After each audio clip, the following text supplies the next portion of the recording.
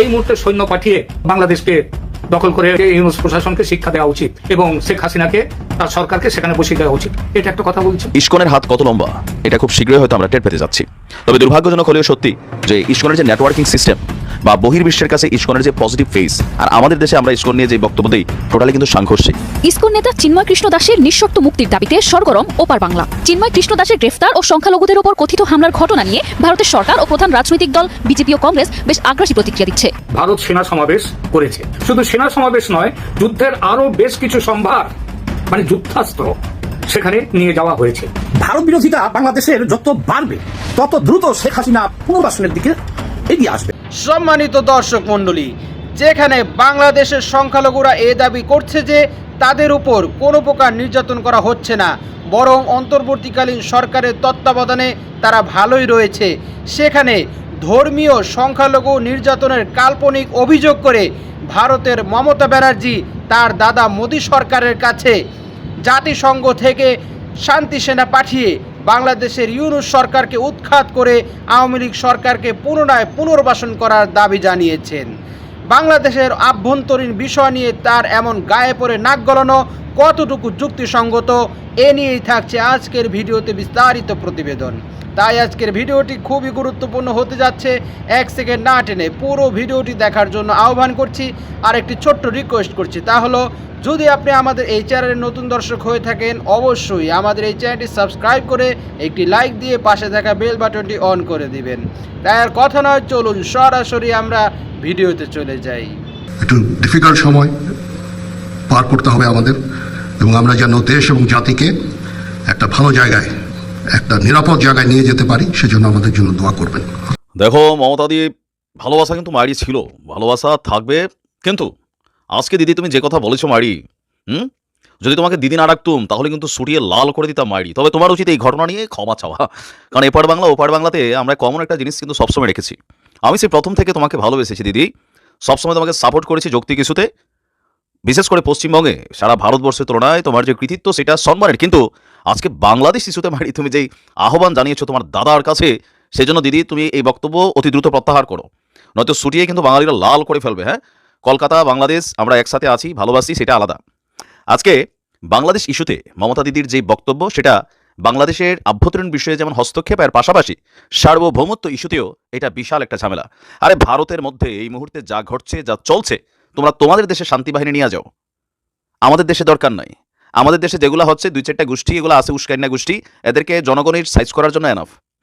দর্শক, এই মুহূর্তে বাংলাদেশে প্রয়োজনে জাতিসংঘের শান্তিরক্ষা বাহিনীর সদস্য পাঠানোর আহ্বান জানিয়েছেন ওয়ান অ্যান্ড অনলি ব্লুটুথ চিরকুমারী মমতা দিদি। আর এজন্য ভারতের প্রধানমন্ত্রী নরেন্দ্র মোদীর ব্যক্তিগত হস্তক্ষেপ চেয়েছেন তিনি। এখন আমরা কি জাতিসংঘের শান্তিরক্ষী বাহিনী চাইছি? রায়ট আসছে আমাদের এখানে, নাকি মানে জায়গির পাইছে বাংলাদেশকে? এই জন্য মারি ভালোবাসাটা মাঝে মাঝে টান পড়ে যায় বলছি।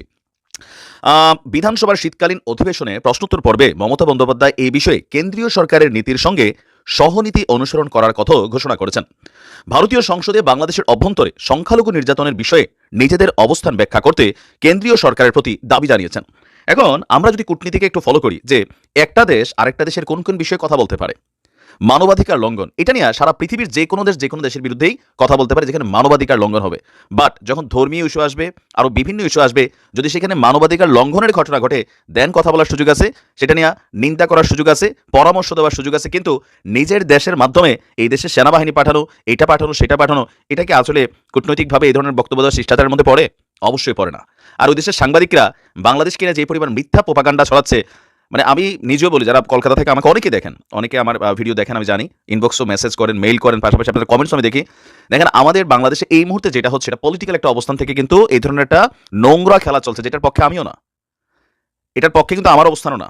ধর্ম যার যার, বাংলাদেশ সবার, প্রত্যেকটা ধর্মের মানুষের এই দেশে তার ধর্মকর্ম, তার ব্যক্তিজীবন, স্বাধীনতা উপভোগ করার অধিকার রয়েছে।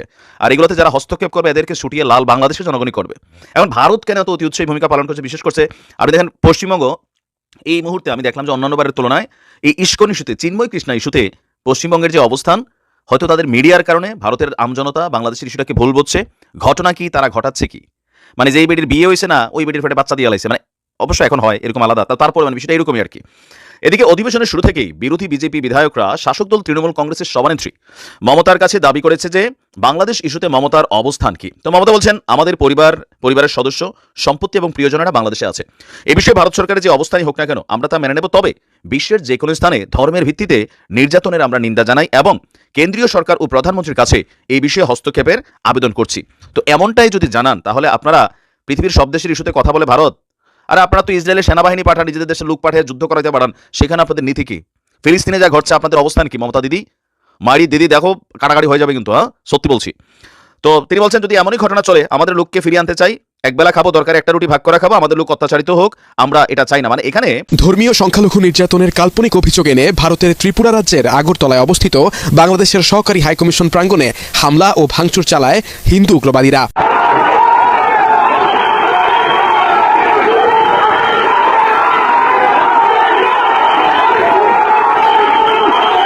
ভারতের আগরতলার কুঞ্জবনে অবস্থিত বাংলাদেশ দূতাবাস হামলা করেছে উগ্র হিন্দুত্ববাদীরা। সোমবার দুপুরের পর এই ঘটনা ঘটে। মনে রাখবেন, 18 কোটি লোকের দেশ, এটা অন্য ছোটখাটো দেশ আপনাদের আশেপাশে আছে তা নয়। আপনারা আমাদের এখানে ভিন্ন ধর্মাবলম্বীর কথা বলেন, নিজের দিকে তাকালে বোধহয় ভালো হয়, কিন্তু ওনারা যদি পায়ে পড়ে ঝগড়া করেন তাহলে বাংলাদেশের লোক তো আর কোনোদিন ওই দেশমুখী হবে না।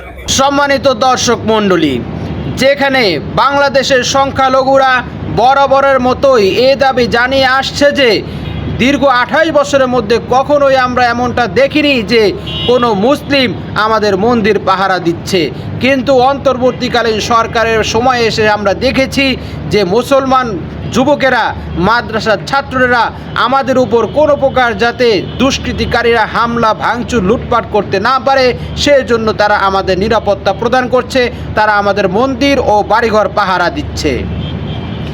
যখন বাংলাদেশের সংখ্যালঘুরা বরাবরের মতো এমন দাবি করে আসছে, সেখানে ভারতের কিছু দুষ্কৃতিকারী মিডিয়া ও কিছু বিপদগামী লোকেরা এ দাবি জানিয়ে আসছে যে বাংলাদেশের হিন্দু সম্প্রদায়ের উপর নির্যাতন চলছে। একটি কাল্পনা দাবি ছাড়া এটা ভিন্ন কিছু নয়। মূলত তাদের মূল আসল টার্গেট হলো ইসকনের নেতা, বহিষ্কৃত নেতা চিন্ময় কৃষ্ণ দাসকে মুক্ত করা। তার মুক্তকে কেন্দ্র করেই তারা মিথ্যা অভিযোগ আনছে যে বাংলাদেশের হিন্দু সম্প্রদায়ের উপর নির্যাতন হচ্ছে, কিন্তু এটা সম্পূর্ণ বানোয়াট ও মিথ্যা কথা। শুধু তাই নয়, তার এমন অভিযোগকে কেন্দ্র করে তিনি যে ক্ষান্ত থেকেছেন তাই কিন্তু নয়। এ দাবির পাশাপাশি মমতা ব্যানার্জি মোদী সরকারের কাছে বাংলাদেশে শান্তি সেনা পাঠিয়ে ইউনূস সরকারকে উৎখাত করায় আওয়ামী লীগ সরকারকে পুনরায় পুনর্বাসন ক্ষমতা ফিরিয়ে দেওয়ার আহ্বান জানিয়েছেন।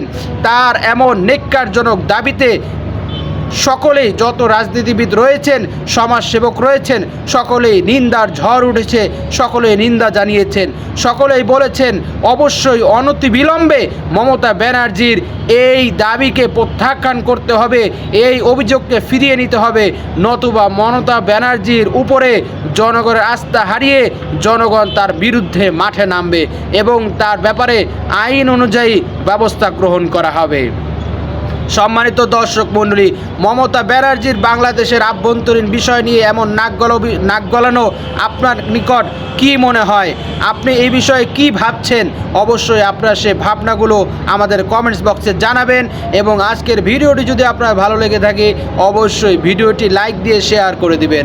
আজ এ পর্যন্তই, সকলেই ভালো থাকবেন, সুস্থ থাকবেন, নিরাপদ থাকবেন এ আশা ব্যক্ত করে আজকের ভিডিও এখানেই শেষ করছি। আমিন ওয়া আখিরু দাওয়ানা আলহামদুলিল্লাহি রাব্বিল আলামিন। আসসালামু আলাইকুম ওয়া রাহমাতুল্লাহি ওয়া বারাকাতুহু।